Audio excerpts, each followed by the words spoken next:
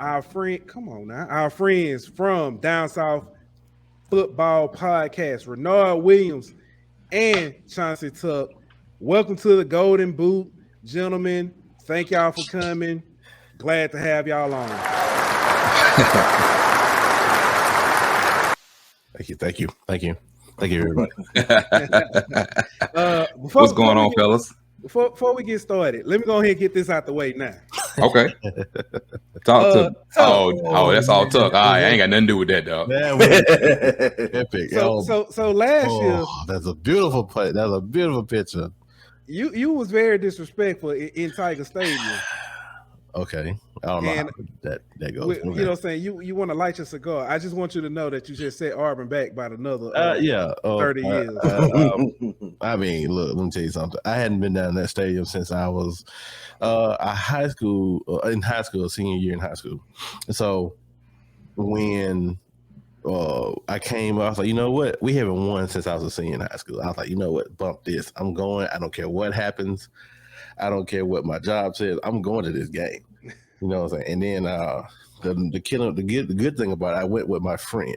I went with my friend. I went with Eric Jones. Shout out to Montgomery Police Department. I went with him, and it was awesome. And he's a big LSU fan, and I felt bad for him. I got a couple of photos. We ain't gonna post them up, but I will post them up during the week because it is LSU week. But yeah, it was a pretty good moment. And that's like I said, I told y'all I was coming down there. I told where's my biggest hater at? Not Tony, Travis. I see Travis is in here, my biggest hater. Hello, Travis. And Tony, and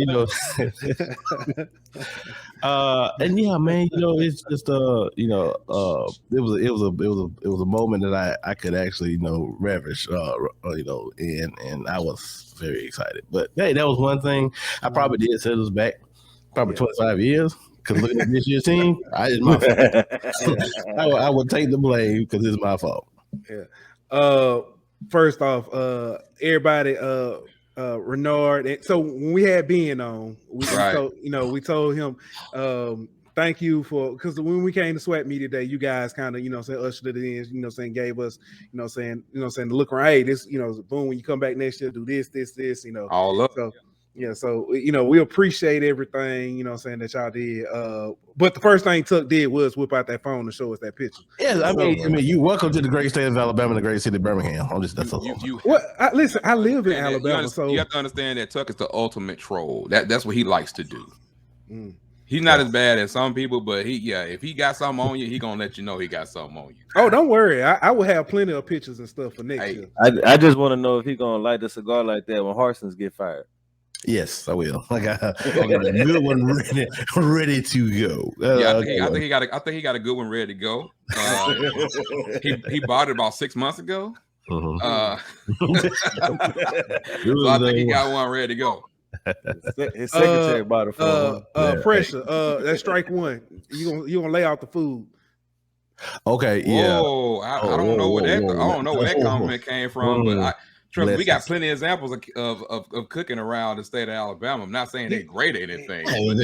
We're not saying, look, we didn't come in here not going Cajun. We didn't even talk about that. You know what I'm saying? Well, I will say this. And I mean, my wife is a huge Cajun. I told her a huge Cajun love. I said, you should have been living in New Orleans or something because, like, she could eat it all day, every day. I get it. There's no comparison as far as like that part of it. I will give you that. Yeah. And then my wife is also an LSU fan. So this week, at least you did something right. I know, right? And starting today, I haven't even spoke to her. I haven't even looked at her. She's just been looking at me, crying like, what you gonna do? But no, I mean, it's all love, But she is from the great state of Alabama, from Mobile, so. Okay. She from my neck of the woods. I understand that then. Right. So I-10, she hits the I-10, so you should ready to go. So, but yeah, I mean, it is what it is. But don't drink Alabama. All of this. Not all of us. Not all of us. Yeah. So, all right. So, Phil, let me get to this. First things first. All right. Yes, sir. Let it ride. The state of Auburn, because from the perception on the outside, it's like it is I would say a dumpster fire, but let's take it back to an old LSU Auburn game. We'll say a barn fire. It's a barn fire that's got like a Chinese fire drill mixed all in together with the, it's a whole bunch of stuff. It ain't your normal bonfire. I will say that. A 3-1 team is not a dumpster fire. Chris. It's you don't want to go there, bro. Chris, we tried to explain to you, but I tried to explain to you yesterday. It's not so much the record; it's the what's going on behind the scene with the coach and stuff. Let's try to set them up. The throwing Clancy under the bus. Like, first of all, why did they do that to such a fine young lady? She had did nothing wrong to nobody, and they just sit there and talking about some old, saying horse got a bent over somewhere. And she's just very good at answering phones. You know what I mean? That's the reason why he brought her from. That's the reason why he brought her from Bush. Look. That is terrible. Hey, Grady, I need you to calm down. You know, right? That's tough, right there, tough. Man, you out there. You got to be out in the ocean with that beard ain't lined up like that. You got to be. He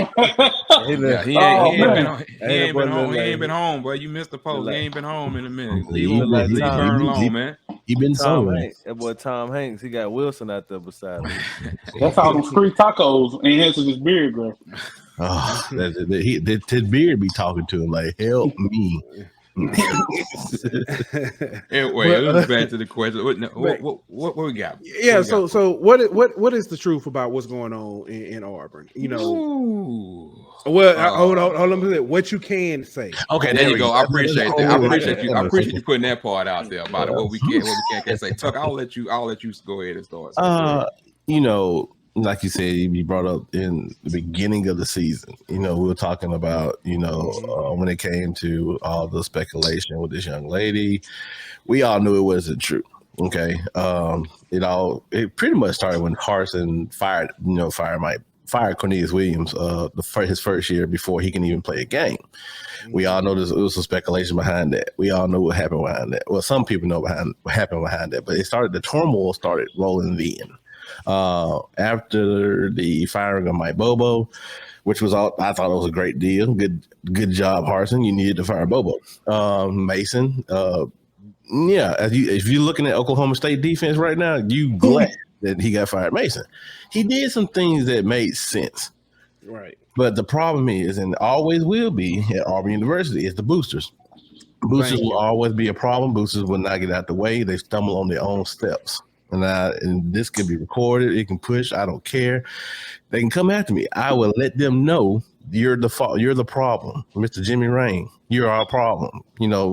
Pat Dye is not getting out that grave. You know what I'm saying? That's the problem. They will not understand. They will not be able to get in front of themselves and get out their way to let somebody come in and run a football program. The reason why Nick Saban came to the University of Alabama, he wasn't their first choice. It was Rich Rod. But the thing is, Nick Saban came out there and said, hey, I got to run it my way. If I don't run it my way, then boom, I'm not coming. He wanted to be the coach, the general manager. That's what he was at Miami. With the Miami Dolphins. That's what he did at LSU. He ran it his way. The boosters are going to have to understand it ain't going to be Harsin. They're not going to let Harsin run his own ship. They're not going to let him run his own program. But the next person, because we got to get a new AD, we just got a brand new president. That was another question to fall out from his resignation. Yeah. So, that's my boy, Alan Green. I'll speak on that, Tucker. Yeah. Go ahead. That's my boy, Alan Green, University of Notre Dame alumni. So y'all know the connection with that. So it was tough. You know what I'm saying? They kept on doing these contract negotiations, but the person that they got in there right now in the intern, that's what they want from the get-go. But they got to get out that good old boy system. If they don't get out that good old boy system, Auburn University is going to keep sputtering. So, to come to a head of where we at right now, I mean, Harsin just coaching. You know what I'm saying? He's just coaching football, man. And what it is, he didn't help his case out on yesterday. It was terrible decision making. He did on a couple of things, but it is right now. It is what it is, and he's just coaching football, and he's just coaching for his kids. That's what he's doing. So, quick question on that, because you mentioned yesterday, rumors were if Auburn would have lost yesterday, the moving trucks was already at his house. Yeah, it's a more of a thing of most people that saw the game yesterday. Most people that are really on the inside that really know did not celebrate the win at all. they were cheering for Missouri. 100%. Because you have to understand, you can look at the record, oh, that team is 3-1. But if you watch that team play and watch that team get dominated up front, the O-line is probably the worst that I've seen in 15 years. And that's saying a lot. Like, if you want to just send the blitz, just send the blitz. And you ain't got to send the blitz. Like, if you got a strong DL, that's all you have to do. It's so many bad moving parts. And it's not, and my biggest issue is that, it's not even about the kids. That's where the problem comes in, that, is that the players. Those are people that you really feel sorry for. And it's a situation, like we said, about the boosters. The big thing is, like, everybody now throws around the word boosters, but a lot of people don't know what the real power moves are. And that's the difference. Like, everybody in Auburn family says, oh, the boosters got to change. The boosters about to change. I know personally a lot of boosters. Tuck knows a lot of boosters. It's not always boosters whole. Sometimes it's the 3 to 5% that controls a lot. And you see it in everyday life. I'm not getting political, but you see people that only care about what's good for them and not what's good for the whole. And that's what happens with a lot of people, that they don't want to actually, like, take it and say, okay, this whole part, if we do this, we can elevate. But as long as I got my say so, I'm doing well. Okay, no, I don't want this guy. Well, how do you just not want somebody and not want your university to succeed? So you got to put your university ahead of of your own personal beliefs and your own personal gain. But you can't get everybody to do that when you're talking about money and you talk about boosters. So somebody said they need you to come to Jordan Hare with them Saturday so they can return the favor. They gonna bring that's Eric Jones. Shout out my boy Eric Jones, Blue Fire. All that good stuff. But look, let me tell you something. Okay, Eric knows. I told you not to take that picture. Look, I know, but matter of fact, you see his profile picture. You see his profile picture. You see? No, I don't see his profile. I didn't see it. What was it? Look at that. Look at that. That's a nice picture, ain't it? Guess who took that picture? You took that. Yeah. So that's the only return favor that I gave him. So that was a free picture. But anywho, but like, just to carry off what Rennard was saying, 3 to 5% of the people is a problem, but the 3 to 5% of the boosters is what controls like 85% of the money. That's the issue, right? That's the unfortunate part. And they use a dog Alan Green, but hey, let me add this to that too. I think Pooh and all of them will like Chris too. Like, how do you have someone that's worth all this money? I'm not talking about Jimmy Rain. I'm just talking about other people inside that 5. I'm gonna say 5 to 10%.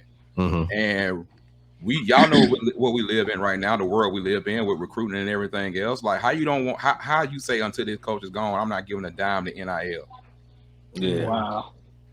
I'm talking about, I said it last year. And recruits got a lot to do with how your success go in years to come. Exactly. Recruiting is the lifeblood of your program.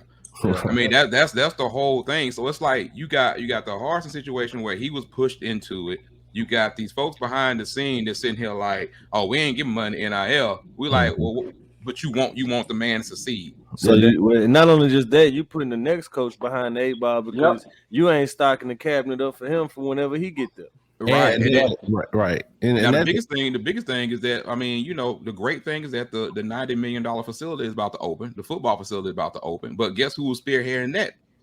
Alan Green was spearheading that with what he was fighting, even though it's been 2 years. 2 years ago, we knew Alan Green wasn't going to survive.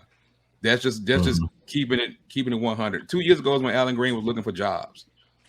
When he was doing all that kind of stuff like that. That never stopped the man from doing, the job that he was hired to do. But it's also like, if you got a boss that don't like you and a boss want to get you out, like, how you gonna work? You just gonna put your head down, give me my check, and keep on doing what I got to do. Well, let me ask y'all this. I done seen, everybody's pretty much is assuming that Harsin is gone. So I've seen the name. You know where I'm going. I've seen the name being put out there. You really want me to do that? I mean, I gotta ask you, bro. Are you talking about the name of the person that we saw at the SWAC Media Day? Yes, that's exactly who I'm talking about. Yeah, they can take that name, put it in the trash can, and do whatever with it. But I'll let Tuck speak on that. Yeah, and to that point, yes, that does sound. that does sound. I'm more on Rennard's viewpoint on that. That probably won't happen because Dion is again. Him and Nick Saban when it comes to mentality, is the same thing. They're not going to let that relinquish that type of mode. Now, however,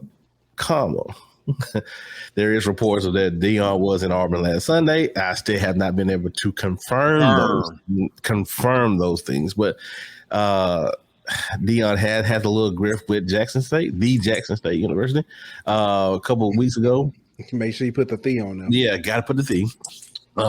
There was a couple little, between the administration and Dion, and Dion ain't gonna put up with too much of that. And with us covering a little bit of swag football, and I brought it up on Down South after dark the other night. I was like, y'all think he really gonna keep hemorrhaging all this money, and then the school takes it? No, he's not gonna keep doing that because he needs that money. And he knows they need that money. But when it comes to Auburn, as of right now, I'm looking at like a 5%, 10% chance of that happening. Of which part? Talk about the name I won't speak. Oh, that's probably. And that only happened if you like these people right now, especially who they got now as interim athletic director. Right. I'll just say it. Bottom line is that they don't fit. No. They don't fit with someone like Dion coming in because guess what? He gonna want full 100% control. Mm-hmm. That doesn't mean that the next person is gonna be like what Gus was at first. It just means that you gotta be somebody who's gonna be able to relinquish control a little bit, just a little bit, not a lot. But also the Alabama thing, like, is Auburn? Are you in that situation now, like Alabama was when old boy flew down to Miami? It was like I can't come back without him. Yep. You know what I'm saying? Like, and it's like the boosters was like, y'all got to be out the way. Like, you got to get to that point. So Auburn is at that point where Alabama was in 2007. Like, hey, you can't just keep going on this same cycle. And they had to give up everything, not everything, but they had to push some people out the way. Right. And Mal Moore was like, look, I'm running this. Like, this what y'all want back. You got to get this man what he want. Yeah. What y'all think about off the field? What y'all think about Hugh Freeze coming down there and coaching? I ain't in favor of that either. But but here's the thing. That's not happening, bro. The thing is, he's not allowed. Here's the thing. When I look at Hugh Freeze, again, I think that's why the president is trying to expedite this AD hire, because he wants that AD to hire his coach, because he doesn't want no parts of it, because quiet as it kept, if he hires a football coach and that football coach don't do good, that president's gone. That's how bad, that's how football works. You know what I'm saying? And it ain't, Rich McGlynn is intern, but he's running that program. I don't care what it is. Rich McGlynn is the one, basically, he's the AD over basketball. You know what I'm saying? So, quiet as it's kept, it didn't really matter who they hired. But with Hugh Freeze, okay, if the next AD hires Hugh Freeze, they're going to have to do just like they did with Bruce Pearl. They're going to have to take a shot. You're going to have to take a chance. You got to have to make sure that the phones do not go out like that. Bean came in to back y'all up. Talking about Tony. Let me. Okay, I don't think Hugh Freeze is a possibility. I don't know. Not with him and Gus being friends either. So What about Matt Rule? If he gets fired from Carolina? No. I was hoping you weren't gonna say that, Ant, because I already knew what that was gonna happen. Yeah, he adamant. Why would y'all say Matt Rule? Have you seen Carolina? It's different league. No. Yeah, but see, you're not hearing the stuff that we hear behind the scenes about a lot of stuff with players and everything. So let me, instead of just throwing names out there, you give me your names then, Tuck. Right. So here's let me tell you something. I had a board. I'm reading in my office. I had a board over here with Auburn potential coach. Okay, potential coach. All right, my number one. Had about a year. Yeah, I had about a year because I knew this was not. I seen this happening, and this is not fair. But anywho, the number one that I want to give, it's going to be a coordinator. It's not going to be a guy who's had his a coaching in right now. So Kendall Brown. Not Kendall, but my number one is Jeffrey Levy from Oklahoma. Give him the keys and let it ride. Let my boy do his thing. Second one, it would be Jeff Grimes out of Baylor. Jeff Grimes is also the offensive coordinator. He was also the offensive line coach here at Auburn. Now, there goes your connection to Auburn University. Which they won't. The thing about I see somebody in the comments. Mel Tucker. The only reason why Mel Tucker lost to that's who I was gonna say. Mel Tucker lost to Washington last week. A couple weeks ago. No, look. Here's the thing. I love Mel Tucker. He got to get back on the right track. At this point, it's a crapshoot for me. Like I said, and Lane Kiffin is a dream. What Lane Kiffin saw yesterday with the half-empty stadium at Vaught Hemingway, maybe he want to dance over. Hey, last time we took a coach from Ole Miss, it worked out. I was just going to say, it ain't like y'all ain't taking a coach from Ole Miss before. Yeah. So, I do want to, because this our man Brambo says it's amazing how Marcus Freeman was able to get a big time job as a first-year head coach, but folks doubt Prime. So two things about that, Brambo. Yeah. First thing, he was a panic hire. Mm-hmm. They pretty much got, because Marcus Freeman he had his bags packed. He was coming to LSU. Yep. They kept him to keep the recruits and keep all the team intact and to keep the coaches intact. Because they still had the playoffs that was still on the table at that time. Playoffs, you know what I mean? So they had to keep all that together. Yeah. And the team loved it. Also, how is that looking right now? That's very true. Look, Marcus is going to have to fire his offensive staff. He's just going to have to fire everybody. Everybody offensively. I love Tommy. Me and Tommy go back when I used to go visit Justin up in Notre Dame. We go back a long way, but he got to go. Speaking of that, because you mentioned the Notre Dame connection, can you tell everybody your connection to Notre Dame? The all-time sacks leader at Notre Dame University is University of Notre Dame is Justin Tuck.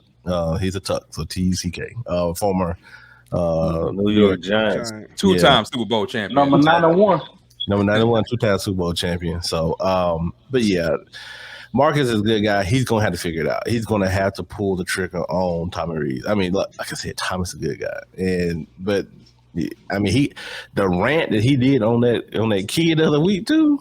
Oh yeah. I already know that the priests and the diocese are already looking like, look, y'all, this is a bad look, and he cussed way too much to be Catholic. So, and that's coming pretty strong from a Catholic. So, you gotta pretty much knock some of that stuff off as far as how the look is, and they did that with Manti Te'o, and then yesterday, and like I said, California almost went into Notre Dame Stadium and beat them. They should have. If you close his legs, it's a touchdown. This game is over. Hey, let me ask you something. I want to ask you guys something. And like when it comes to coaching search, me and Tuck, we've been pretty cool, really close the last 3-4 years. Like coaching, here's my issue with that. People love to throw names and not really whether or not somebody can coach or not. Mm-hmm. And that's always been my biggest thing. Oh, we just gonna throw names and we're gonna do this and do that. Nah, that doesn't mean he's gonna be successful going to a different place. Like, does he really know how to coach and get the person together? Every year, think about the hot names over the last 4 or 5 years. Mm-hmm. Most of them are not employed. Nope. It's not always Chris about. Peterson. I mean, it's like Chris Peterson could coach. He talking about Tom Herman and names like that. Right. It's like it don't always mean that first of all, it got to be program fit. Mm-hmm. Can they do recruiting? Recruiting is your bloodline of the program. How do you fit at a certain place? Like nobody thinks that Harson's a bad coach. Now he's terrible. He's terrible at adjustments. That was going to be my next question. Why the bitter taste for Harsin? Because I mean, situational. Situation, right? I mean, situational. He ain't a southern guy. So there you go. Yeah, half the fan base didn't even give him a chance because he came from the West Coast. Half the fan base didn't give him a chance because they was also spoiled by the fact that Alan Green went out and made a hire and did not consult the big money people involved. He was the AD, and he and guess what? He did what an AD was supposed to do. He went out and hired a good head coach. But you can't bring a solid head coach into a toxic situation. You just let us go. That was a lot of back and forth with that. I'm not going down that road. Not at all. Bring this guy in who's a good football coach that loves football, but also not familiar with recruiting in the South.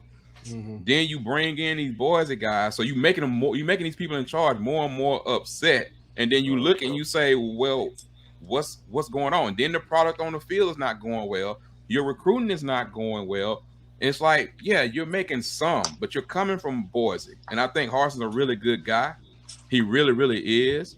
And the whole biggest thing is like, you need somebody that can go in there and get stuff done. Yeah. And he got it thrown into a situation where he wasn't not his fault. Yeah, this whole bit brings up a good. Go ahead, Chris.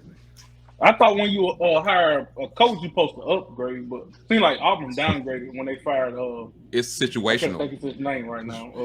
Coach Malzahn. It's situational. Yeah.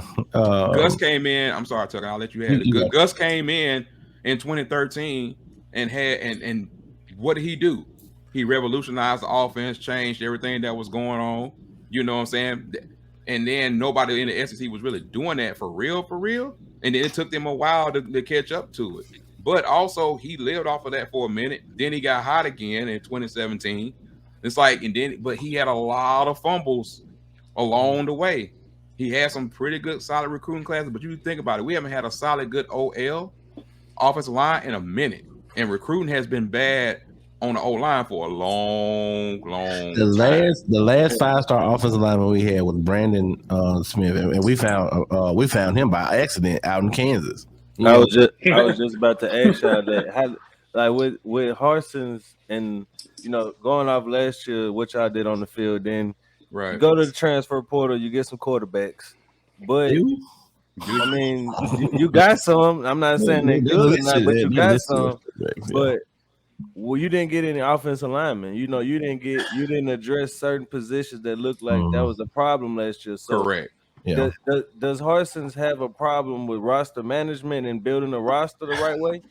Or does that go back to not having help with NIL money and stuff like that? Well, here's the thing. With COVID, I think that hurt a little bit. And when I say it hurt a little bit is because, think about it, all those offensive linemen that stayed this year, those are all COVID kids. Those guys were COVID men that stayed an extra year. Those guys would have been gone. So what's number one thing or number two thing that some of these guys that you're looking at, they're looking for playing time. Mm-hmm. When you look on paper, Auburn has an offensive line that's been together since 2019 almost. 2019, 2020. They're still trash. And can you put up Brumfield? I'm sorry, but I'm gonna get to it, Chris. I got a couple of them I need to get to. But go ahead, and then dealing with that part, offensive line recruitment. Okay, I love Coach Friend. I got a good relationship with Coach Friend. But when it comes down to Auburn and the quote he made yesterday, he need to be fired just for the quote he made yesterday. Talking about we won, so we should be happy with that because just imagine what we did with loss. We really didn't win that game, Coach. You know what I'm saying? The thicker kicker missed the ball to the right. Old buddy tried to reach out, which I don't understand why you try to reach out. And on the outside head, trying to reach out inside to the pylon. Just go out of bounds. You got another dime. Anyway, that's another day. And so why make that stupid? That's stupid. It didn't make any sense. But Gus got a bad rap. He did. Gus got a bad rap for, some of the stuff that like offensive recruiting. He thought his quarterback could match. He can get any quarterback in the country and he'll match his system. That didn't work. So he got all these Ferraris, he got all these fast cars, but he ain't got no dump trucks. You know what I'm saying? You got to get an offensive line that can push down the thing. That's the only gripe I had with Gus, and he didn't evolve his offense. Even Nick Saban had to evolve. You know what I'm saying? Because look, all Nick wanted to do was just hand the ball off and control the clock and play good defense. But then when people start spreading that ball around, let me see if I can do the same thing. So that part you got to get back in recruiting. I think Harsin does not do a great job of talking to parents because he's a straightforward guy. And here, some people in the South, you want to be hospitable, you want to come to the house, you want to kiss on the babies, love you, mama, you want 2-step, you want to do all this stuff, line dance at parties. Harsin ain't finna do that. You know what I'm saying? But also he did hire a lot of people. He did expand the recruiting department. He did get better, and he did understand, and he's still getting better right now. But the biggest things, unfortunately, he won't be around to see the fruits of his labor. Nope. But that's the biggest thing. The situation, man, it goes so deep. And what we laugh about is like the people that's really, really in it. Everybody has a perspective and an outside thing, and I get it. It's like with you guys. Like a lot of people talked a lot of noise about LSU, but you guys are on the inside and know what's really going on.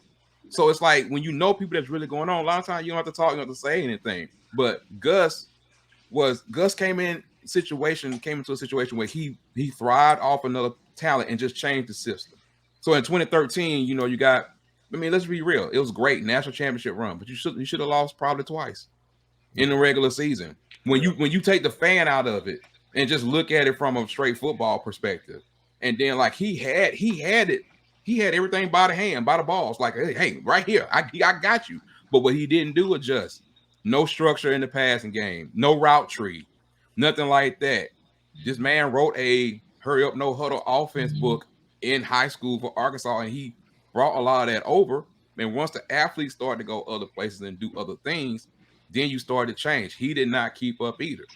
So he was just kind of stuck in his system, bringing in offensive coordinators, and then he was taking over. The recruiting was kind of there. It was a lot that went on with the reason why Gus had to eventually move on. The biggest issue was that he had people in his corner. Allen Green made this hire, you know what I'm saying? And that was it. Everybody focused on, he beat Bama. Okay, let's talk about the years he beat Bama. He beat Bama, what was that, 2013? 2013, 2017? 2013, 2017, 20... Yep, that's it, 2019. Okay, so 2013, y'all already know what we had. The miracle, we had kick six. You already know what happened. That was a good team. That Georgia game, though. Nobody talk about the Georgia game. Okay, We'll get to that point. But yeah, come to the Georgia game. The prayer at hair. Yeah, well, see, the thing about people do remiss about the Georgia game, Auburn was up 35-10, 35-17. They was winning. They was beating them down. Then choir boy Aaron Murray decided to want to play football in the fourth quarter and scored 3 or 4 touchdowns. And leave Aaron Murray alone, bro. Yeah, well, that's when we had, I think Ella Johnson was the defense coordinator. I can't remember. But anyway, the defense just laxed. So they were just backing off. Like, you're letting this man pick out apart. But to Rennard's point, that year we just No, go ahead. I was going to go down 2017 too. Yeah, 2017. To his point, that's the reason why we struggled. You know what I'm saying? It was those big games is what saved Gus into staying at Auburn. He won against Georgia. He won against Alabama. But when you go, we always talk about on the road, Bo Nick, but we got on the road Gus too. Gus couldn't beat nobody on the road. It came down to if you played them on the road, man, you gotta just pray, to sit back and pray. We talked about the game the other day with Kansas State, when Auburn went to Kansas State. If it wasn't for Duke Williams and catching that ball on the 4th down, we probably would have lost that game on Thursday night in Manhattan. But that's what people look at things from the outside. It's like 2017 was a great year because Kerryon Johnson tried to change it up with Stidham and everything else. When it comes down to that, it's like, okay, yeah, but it's not. People focus so much on he beat Alabama. Alabama in 2013, it wasn't like Tua was there in 2013. Okay, it's like it wasn't the same thing. The thing about Saban that has always been good and will always continue to be good is that he's going to always adjust and adapt and get better. He complained about the 3-yard rule, no hurry up, no huddle. But guess what? He adjusted to it. Here comes Lane. Here comes Sark. Here comes all these other people. So he just continued to adjust. But you Gus didn't adjust. Yeah, and Nick Saban actually got a new position for referees in the game. You know what I'm saying? He the main one who got a umpire no more. The dude that spot the ball. They actually made a ruling. You got to be able to change your. If they change an offensive set, the defense got to be able to change. Nick Saban got that rule changed. Look, you can't tell me like this. I know we're talking about Nick Saban. I love Nick Saban as a coach. I hated the University of Alabama. But however, this is however, this stuff happens because rule change because people respect and it makes the game a little bit fair to everybody. But you know, with Auburn is right now. It's just what it is. I'm on a week by week scenario here with them. Okay. People inside the industry know what's really going on. That Auburn has always been a power struggle. To sum it all up, their power struggle. Yeah, I being an Alabama resident, right. I've heard some of the stories. Mm-hmm. I just recently heard a story about Terry Bowden. Which one? The reason he was out, and it sounded very similar to the reason why they tried to push or how they tried to push Harsin out. So it sounds like they've been running that game for a minute. But let me get to a comment or two, because this whole vet said not everyone can rebuild on an organization. Some can only run a program after it's been built by someone else. Completely agree. Exactly. Jason Brumfield said Auburn had some good in Malzahn beating Bama every other year. Maybe not title worthy, but causing chaos. I can give Malzahn credit for that. But y'all have already kind of talked about that. Yeah. And it wasn't every other year. Right. I mean, it was very competitive, you know. But the whole thing, it's got to be bigger than. But you give Gus a whole year to prepare for a team. He's gonna find. Last game of the year, he's gonna know. You know, he's gonna be able to do his tricks. I know we're gonna hit. We're gonna hit this right here. We're gonna do that. This right here. We're gonna, the boys practice really good this week. And it's not saying that Gus not a good coach, but ask people at UCF right now. Yeah, that's true. Let me ask y'all this: How does Auburn beat LSU this weekend? Yeah, I'm just gonna go to Jesus. Oh man! So Jordan Hare Stadium at night. That's it. I've said it all week, bro. Like Auburn don't scare me, but Jordan Hare worries me. You know what I mean? Like it's some crazy stuff that happens there, bro. Fans, Auburn Jesus is a real thing. Yeah, you can't tell from yesterday. Auburn Jesus is a real thing. Here's y'all. But Auburn has the fans are going to have to will this team to a victory. That's the only way this is going to work. I mean, if you look up at matchup wise, man, like it's not even really close. I mean, you get into the trenches right now. Like our D line has been kind of really disappointing from an overall standpoint. Like I mean, Derek Hall is doing his thing, Leota is doing his thing, but inside, of course, what's his name, Kobe Wood is still doing it. But it doesn't feel consistent. And last year, of course, you know they was really solid up front on 4-3, but you know we had Zacoby. Zacoby cleaned up a lot of stuff last year at the linebacker position.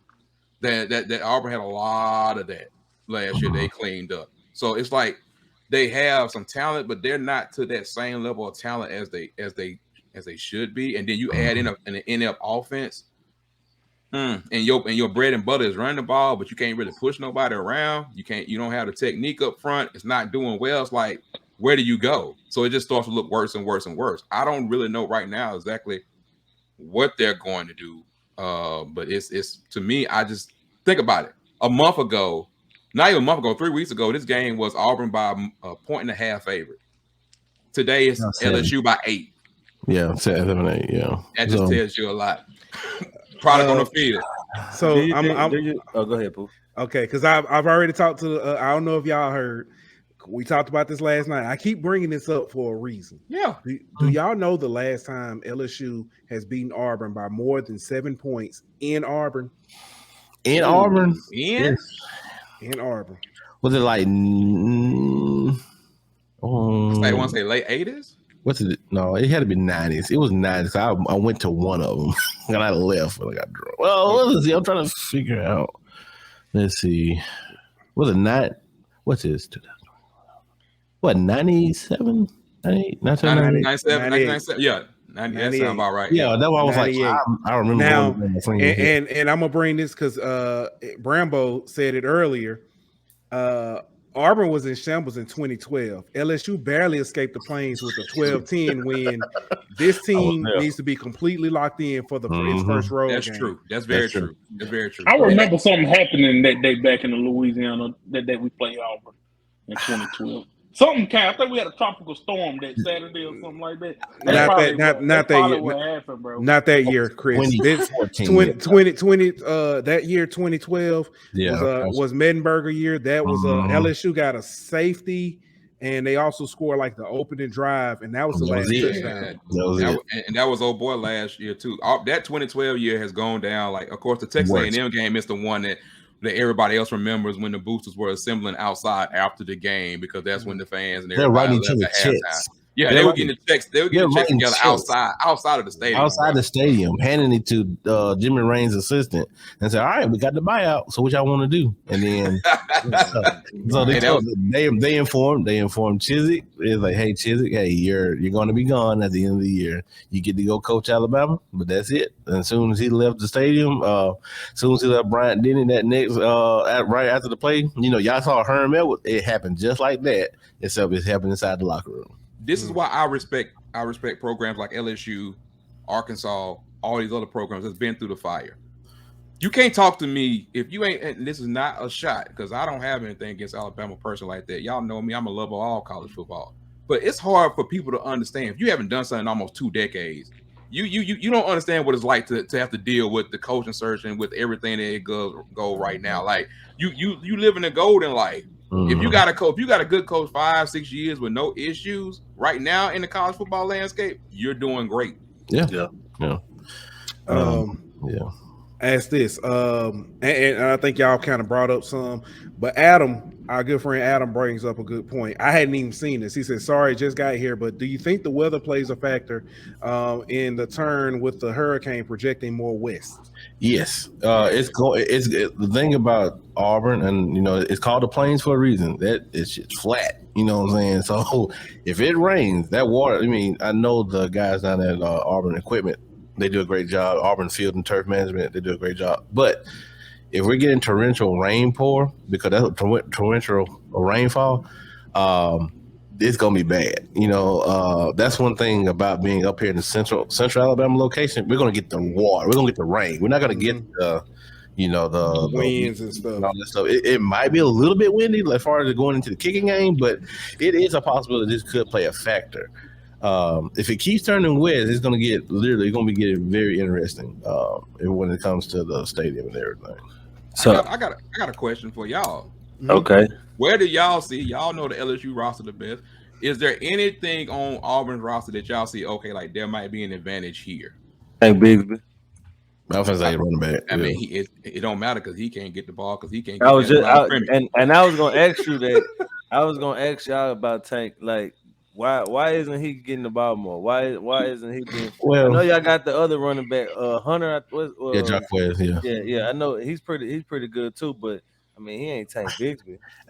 Right. Here's the thing: when you don't have a good offensive line, it doesn't matter. Tank can go out there. Tank is getting the handoff and getting hit 2 yards back in the backfield. I think it was a stat from. I forgot that website that sourced it, Pro Football Focus. Yeah, he gets hit. I think he had 60 yards yesterday. Yeah, 45 of the yards were after contact. That's crazy. And these were handoffs. Like when Auburn went for it on the 4th down yesterday, he had a launch point. The Missouri defensive line pushed our offensive line all the way back. And he couldn't launch. That's how bad it is. Now, he should have went forward anyway. He should have took the 3 points. But, however, he still should have got the first down. It's 1 yard. I'm surprised Tank didn't transfer. Yeah, that was another good thing because that was another Brian Harsin recruiting pool. He recruited Tank to stay because Cadillac was almost out this door too. If he would have fired Cadillac, he probably would have done. He probably would have left. But Auburn has Tank Bigsby. They have Jacquez Hunter. They have a freshman in Damari Austin. The offensive line is trash. You can't see the greatness in them because the offensive line is terrible. And this is when the football part comes in, and this is where a lot of fans don't want to get into it. Fans want to say, "Oh, they're not doing this, and they're not doing that." Okay, but why am I going to give the ball to Tank 3 straight carries and he's not getting anything? Yeah. He's not getting a push up front. At some point, the first 2 drives were basically kind of scripted. They ran the first 15 plays. I didn't get to see it live yesterday. I was shout out. I was at Tuskegee. You know what I'm saying? I was at the Tuskegee and Allen game yesterday, so I didn't get to see it live. And it's like, but I saw 15 plays, 15 runs. They had a really good first script, and I'm not down on them or anything. But it's just like, what do you do? when your line's not blocking and your quarterback is kind of like not as experienced, then everybody wants to get down on Robbie. Man, Robbie, this is his first time really playing really college football, and it's like he's doing a lot, and he's still learning how to do stuff. He does great things, but he's still learning how to do stuff, and it's like running behind that line, you get the Bo Nix syndrome of what he had his second year. Is like you see somebody coming through, you out. Let me ask you this then. Okay, since Rob is in and he's a little more mobile than obviously TJ Finley is. Yeah. So do you think? I mean, it's two questions. Will TJ play against LSU, or is he still going to be injured? And two, if he doesn't play, do you think Ashford's mobility gives y'all a better chance, kind of like what Jason Brumfield said, because of what Bo Nix did last year? I answer the second part. You go ahead, Tuck. With TJ Finley, if TJ values his football career, he would not play this week. Just saying. If he wants to get better, if he wants to physically, if he wants to get better, not get injured again, precisely. But if he wants to not leave, I mean, he needs to sit this one out too. Look, it's a shoulder injury dealing with his ball and joint. He needs to sit this one out. Now, with Robbie Ashford, yes, he brings a new dynamic. But here's the thing, guys. Like, pretty much what Rennard said. The plays were scripted last week. It was 15 plays, and they did wonderful because Robbie was on it. You know what I'm saying? I just don't think what after the adjustments he makes after the 15 plays, that's where we have a lapse in play calling. The thing is with Robbie is he brings a different element into the ball game with play action. You can run with him, but they're not using that. They can't do play action because by the time they fake the ball off, they're getting hit. So you can't take half the field. That's one thing that Keesaw did against Penn State, the offensive coordinator. He took half the field away from TJ. What are we doing? So TJ needs the entire field. He doesn't need half the field. If he tries to do rollouts and all that stuff with Robbie, no. Robbie had a pretty decent game yesterday, and Robbie's a very emotional player. And once he makes a mistake, he needs to calm himself down. He has to bring his inner self in. If he starts making mistakes early in the game, I don't want to put Holden Griner in there. I don't want to put Holden in there right now. Holden is a great quarterback, but again, if we don't fix the offensive line, it doesn't matter. Where's Calzada? Calzada's gone for the year. He's gone for the year. So my question to y'all is: you needed a quarterback, and your best options was Robbie Ashford, who talented but inexperienced, and then Zach Calzada. That's like why? There were others. Okay, go ahead. Okay, there were others that they went out that they tried to go and get. Like most fans, most people wanted to say, "Hey, what we gonna do about the OL?" We already talked about that issue. It's like all these guys came back. Like, okay, Nick Braun was probably the ones like everybody was like, "Oh, we thought he was going to be gone," but I mean, they really needed for him to come back. Looking at it now, they need him so bad now. People think like, why the line's so bad? Y'all know the center's the anchor of the line. You got Tate Johnson in there right now, and then he got hurt yesterday. Then Jaleel Irvin had to come in there. So now you're down to your third string center. None of them were great. That says a lot. I don't know what Tate injury is. I haven't gotten an update or even looked at it. He needs to sit down too. So he needs to sit down. I'm not dealing with you. So I'm not dealing with Tuck, man. It's just a lot. It's just like, go ahead, Tuck. You done took me off. Go ahead. You done took me off. I'm just saying he needs to sit down too. He's an undersized center. He's a good kid, undersized center. So we just like I said, as far as recruiting a quarterback, Jaden Daniels got in the process real late. That's why I was like, well, damn, we need him. That's what we want right now. And then I thought he's going to LSU because Brian Kelly needs a quarterback. And they talk about Bo so bad. The difference between Bo and Robbie is this. Let me say this. Bo, come back. Yes, he will make you mad. And as a fan, if you watch him, you get mad. Come back. We'll let it. But when Bo was running around, You know, I know y'all saw it against y'all game last year when he was running around and doing stuff because he had to run around. But the thing about it, Bo was a 100% like a quarterback first, and he had 3 years of experience. You know what I'm saying? Like Robbie is really still a freshman.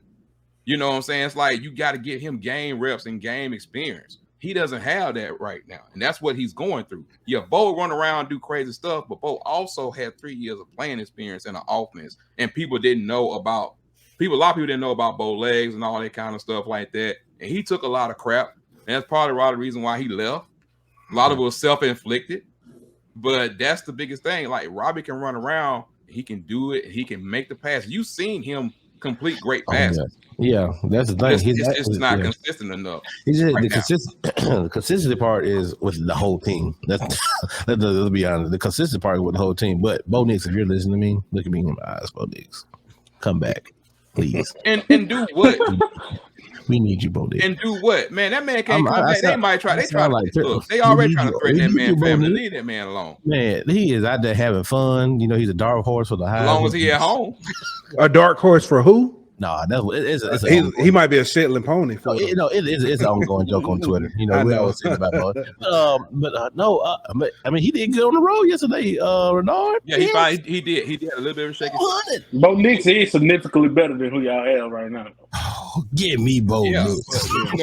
But Chris, here's the big thing you're saying. Get a shirt made. Here's the big thing you're saying. Like people see what they see, and they see the stuff with Bo. But they never. A lot of people don't talk about line play. They don't understand offensive line techniques or even schemes or patterns of how that everyone goes. You know, like Auburn is a little bit whether it's a zone blocking scheme or what kind of scheme it is, and those guys wasn't good. So they talk about Bo so bad, but they don't talk about the fact of the guy that y'all love so much, Gus, only signed like 3 high school recruits and like four recruiting classes in a row. Yeah, 4 recruiting classes, 3 high school offensive linemen.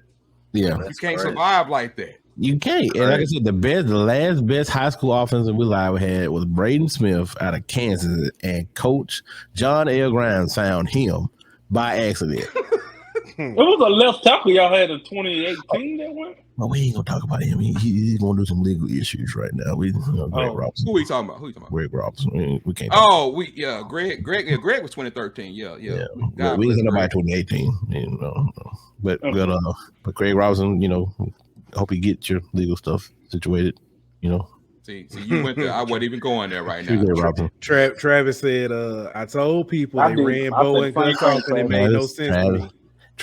Gus, you're wrong. I'm just gonna leave it like that. You've been pumping that thing. It's not running Gus off. We didn't run Gus off. Yeah, Gus ran himself off. Exactly. Gus ran himself off.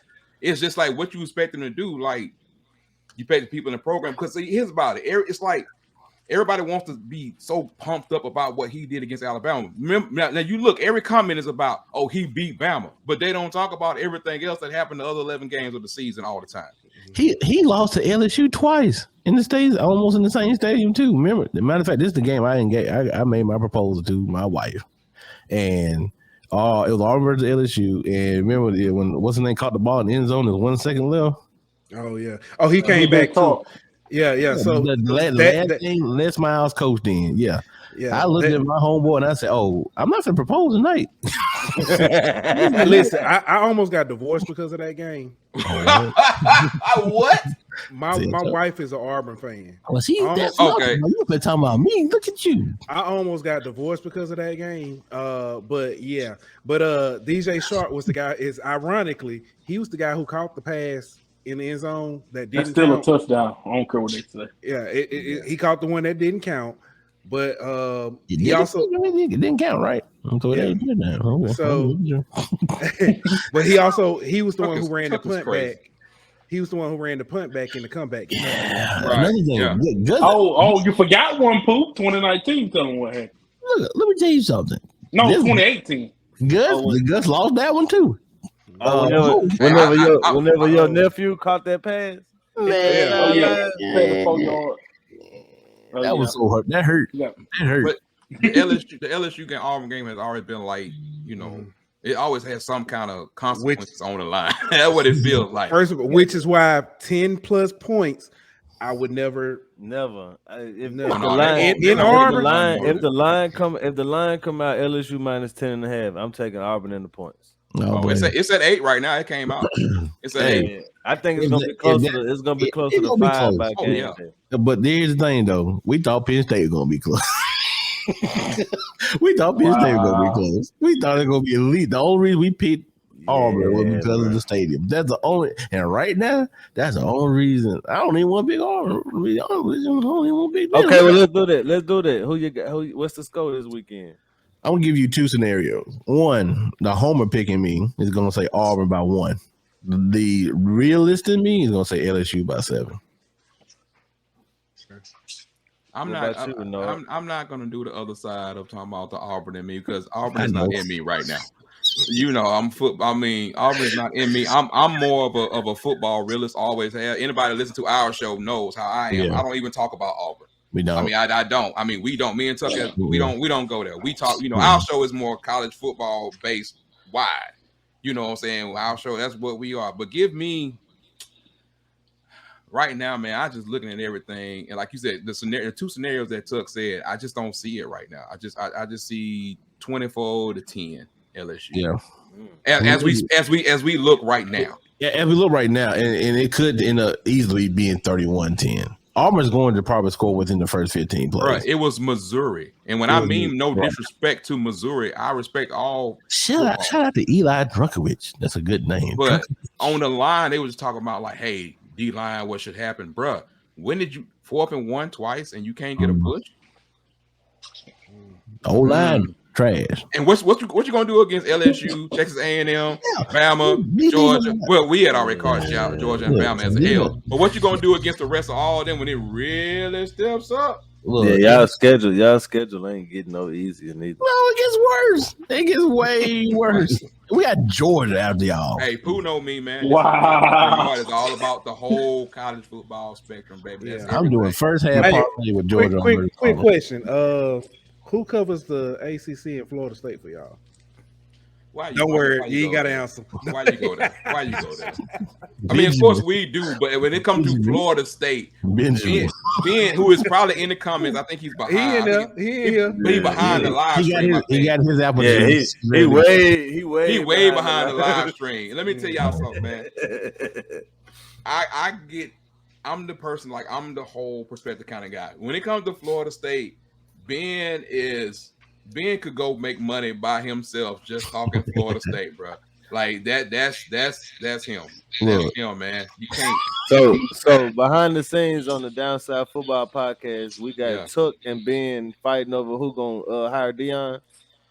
First and foremost, if all right, right now, you just said a key word. Where did Deion go to school at? Florida State. Okay, so you know who's in favor of him, right? Look, here's the thing. If they fire Matt Norvell after going 4-0 right now, that's not gonna happen. You know, Mike Norvell saved his job in that first week. Ben is as happy as a fat man eating cake right now because that's where his team is. Right, he deserves it because he's never faulted. Never. And the one thing about Ben is we sort of had to, you know, I ain't gonna say educate him, but we had to tell him about recruiting as far as the trenches and the offensive line. Because Auburn is doing the exact opposite of what we telling them to do. So this is how we know what you got to get the offensive line, you got to get defensive line. It starts from the inside out. And the last couple of years, like, man, offensive line, man, we need to get. I told you. I mean, that's how it's built. And you know, Brian Kelly's going to find that out too. I mean, Brian's going. He knows. Look, Coach Kelly is a great, you know, CEO. He knows how to build a program from the inside out. Notre Dame right now, much respect. Notre Dame has a great system that was, you know, set up by Brian Kelly. Brian Kelly knows football. Brian Kelly can even get the whole. Are we really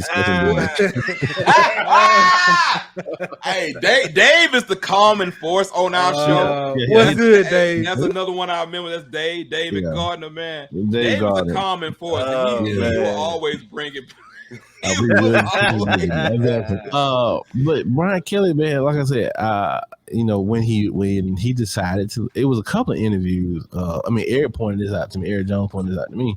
He was like, on the way he's talking, I'm like, man, it depends. I thought he would never leave Notre Dame. First of all, you got NBC money, you got Dick Ebersol right there in your back pocket. It's a real cushy job. You are guaranteed if you run the little small gauntlet and beat Clemson in the little quote unquote ACC, you're Gucci. You ain't got to worry about nothing. I think Brian Kelly wanted a challenge. I think Brian Kelly wanted to come down here. He wanted a championship. And he winning that at Notre Dame. Yeah, he wasn't going to win at Notre Dame. Due to the fact of the prestiges and the academic issues. It's a whole lot to get in Notre Dame. So, the thing is, I think give Brian Kelly maybe 2 to 3 years. We're looking at a juggernaut. I mean, it's a sleeping giant. If he could just close off his corridor in his state and then open that door up a little bit, hit a little bit of Texas on the left, then hit hit Florida on the right, and then dip into Mississippi against the offensive lineman and Texas offensive lineman. Man, look, Brian Kelly knows the proof is in the pudding. Yeah, he's just going to have to get in. He's just going to have to get in and establish himself with these high schools. And once he does that, it's endless. Yeah, you would never believe me, but I have the pitch when it was rumored about Ed Orgeron being fired, and the exact date was September 11th, 2021. Ooh. In the chat, I put in a private chat, I said, plot twist, Brian Kelly comes to LSU and brings Marcus Freeman with him. Nah, I'm just playing. And I said, nah, I'm just playing. I think we're going to keep, Ed is going to figure things out. We'll still have him. You always been that guy that always thought stuff was going to get better. Yeah. With Ed, them women got the Ed, bro. Ed got to Ed. I literally had the conversation with my son yesterday, and I told him, you'll lose a lot of money chasing women. You'll never lose women chasing money. Like I said, man, that boy divorced his wife, so he got that chick. So you got to go. It's a lot. I like y'all Brian Kelly. I told and this summer, they know me. I'm more general college football for the most part. I'm in everything. Even though I grew up Auburn fan, like my mind and everything kind of just went out. Like I'm just all about every program, about everybody. You know what I'm saying? When I saw Brian Kelly in Notre Dame, all I saw was like, it's a championship coming. Y'all know this, right? I hope y'all understand. You got to stick to course and stop comparing programs to the one that's been going on for 17 years in Tuscaloosa. I just wish people stop doing that. Stop comparing things to West Vance, and that's like comparing to the Patriots in the NFL or something like that. Bro. Why? You ain't gonna be that. So just stop. And like I said, BK is a good guy. You know what I'm saying? Because we had a couple conversations with him through Justin, and I'm like, man, this man knows how to run a program. Program builder. Because with Notre Dame, when they let go Charlie Wise, that was a whole issue too. Like, who are you going to get? Who they going to pull? Who they going to do? And when they pulled, Brian Kelly out of, I think he was coaching Cincinnati. They was like, okay, this is a pretty decent hire. First thing Brian did, BK came in there, cleaned house. He said, I'm going to start all the way over. I'm going to start all the way up and build my tree. And then when he got to LSU, first thing he did, he cleaned house. He said, I love y'all. I'm glad what y'all did for the program. But the best thing to do for us to just go ahead and just, chop the head off. And I'm the new head, so I'm going to start building my program. And you can see some fruition to it a little bit. He should look. Florida State lost that game. I'm sorry. I was yelling at the TV like, go for two. Just go for two. And I was exactly.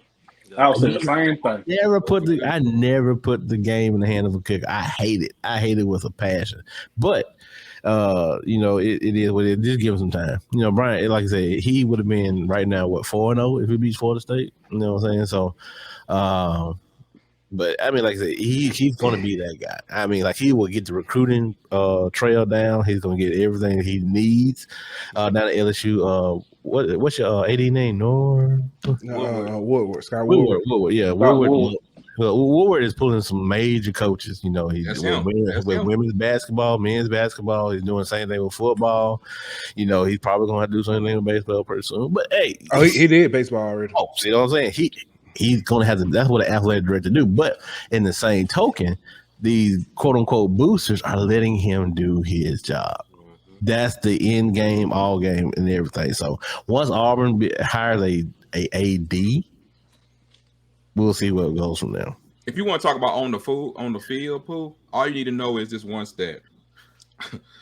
Auburn is 0 for 16 in third down in their last, in the fourth quarter against, their last, 7 Power 5 opponents or something like that. 0 for 16. Yeah. That's all you need to know. That's all you need to know. That tells you everything you know about where it is. So that means you get no first down in the fourth quarter. Yeah, that's ineptitude right there. Wow, that's bad. I mean, that's bad. But they're just in a state right now. Don't know exactly what's going to happen. You don't know what you're going to get from week to week. But I hate the fact that Robbie is even being thrown in it because me and his mama grew up with my family, so I know his mama. And I know all about Robbie. You know what I'm saying? I hate that he was in this situation where he's getting messed up. But at the same time, hopefully it's valuable playing time for him finally so he can move forward. This man is got to be about 30, 40 minutes behind. Oh, God. Lord, just wait till he get to the point where we talking about him. It's going to be that's going to be Hey, look, like Dave said, we ain't talking about Ben, but let me tell you something about Ben. Ben is the ultimate, the fan in him won't let him look at the football. Everything is about, everything. Oh, they got this, they got that. It's dude, be quiet, man. He sent me 10 Miami clips last night from the previous. Yeah, he's so happy that Miami lost last night. I'm dude, you ain't gonna talk about your own team. You gonna talk about y'all had a game, bro. Do y'all play Boston College this weekend? Oh, okay. Everybody is a ball person. I'm about football. I don't hate anybody like that, but Ben, Miami and Florida, he was so upset that who won last week, and he was upset about it. If Miami and Florida do good, he don't matter. Yeah, Florida. Florida. Oh man, he hurt. He hurt. Like I told you, we're going to the in the depth with a little bit of Florida football. Florida, you got to give Napier a couple of years because, I'm not saying he left to cover Bear in Florida, but you're still in Florida. You just got to go to Florida, got to go to the right spot. In Miami, it's crystal ball. It's gonna be very interesting in that state for football, and Florida State's doing well. Yeah. They just got to get the right balance. I'm happy. Yeah, I am too. He probably hate Florida like I hate Clemson. He hate Clemson? Bruh, he random. He cannot stand Florida. If you know how certain teams are rivals of certain teams, guess what? I'm gonna be a Texas fan today. It's automatically, I just automatically hate Oklahoma. That's being hey, me and Boston State. Yeah, me and Boston Tennessee State gear the other day. Yesterday. Yeah, he went to Fanatics and everything. Shout out to Fanatics and everything, all that good stuff. Yeah, that's him. I can't be like that, man. Well, listen, fellas. This has been fun. This has been fun. We got to do this again. Thank y'all for coming on and getting us this, because it's a lot of stuff that we didn't know. About and a lot of fans didn't know about about Auburn. It's because saying. We've heard it with the hire of Brian Kelly, and it was, why are you getting rid of Ed Orgeron? He just won the national championship 2 years ago. But you don't know about all the stuff that's going on behind the scenes. Exactly. It's back. Because Gus showed up in 2013 in that championship. He literally pulled him and gone in 2017. But 2017, he pulled out a Magic out and beat folks. But that's a whole nother story. Yeah, so we want to come back when we ain't about Auburn. I want to come back and we just talk about regular college football. Everybody else, hey, do that. We'll make something happen. We'll definitely make something happen. And but fellas, thank you again. We'll send you a nice picture tuck, get you something real nice, put on a shirt for you. I always understand y'all issue is with Tuck, not Rennard. I told Rennard knows this. I will take the brunt because I go back and forth all year with Travis and I go back and forth with Vern. I don't care. I would talk my mess. And like we were talking the other day, he was talking about, I know you don't think Auburn gonna be LSU. I was like, I don't, but I'm not gonna tell you that to your to your face. I mean, it's all at the end of the day. At the end of the day, it's always War Eagle. But that's y'all first problem. Y'all need to pick a mascot. That's a better. That's a whole thing. I know that story. Don't go there. Yeah, don't go there. So we have a battle cry and we have a mascot. I was trying to let the people go, and then you go. I'm just saying we just don't go into all that stuff. This is not our show. This is their show. I'm sorry. Hey, whatever Tuck doing, he got a nice crib back there. Y'all gonna be, yeah. That good old green screen, Chris. You know what I'm saying? He fell for it too. I ain't falling for it. I knew it. I seen the link. We can't talk about my daytime job. You know, we can't talk about that. You know, we got to keep that weight moving. You know what I'm saying? You got to keep that weight. Yeah, I got you. See, like you just don't. Look, you can't look at him. Wait, no, man, you try, and you know what? With somebody like that, and you try to let them breathe, but they that person just like, you doing nice, y'all doing good. You give one compliment, and it's like it's over with. Snowball. Yeah, he just going. Congratulations, Wade Forest, on y'all victory this week. That's what's gonna happen because he's talking way too much junk. That's a different episode that we had with Jacksonville State last year. Y'all gotta see that Jacksonville. I gotta send you the clip of the prediction show, or when he said he couldn't take nothing from that game. The prediction show, yes. And we tried to tell him, hey, you can take something from every game, dude. Like, what are you talking about? And then the After Dark, where we have DSF After Dark, where it's basically NSFW. We say we want to say. And I'm gonna send you those two clips, too, because I want you to check them out. When I tell you, I was at the prediction show, I'm laughing like the whole entire time. I was like, hey man, I know what Jacksonville State got because they're in the state of Alabama. Yeah, transfer quarterback from Clemson. Yeah, they got transfer from Clemson. They got transfer from from Arkansas. They had transfer from Georgia. The quarterback was the offensive line was transfer from Georgia.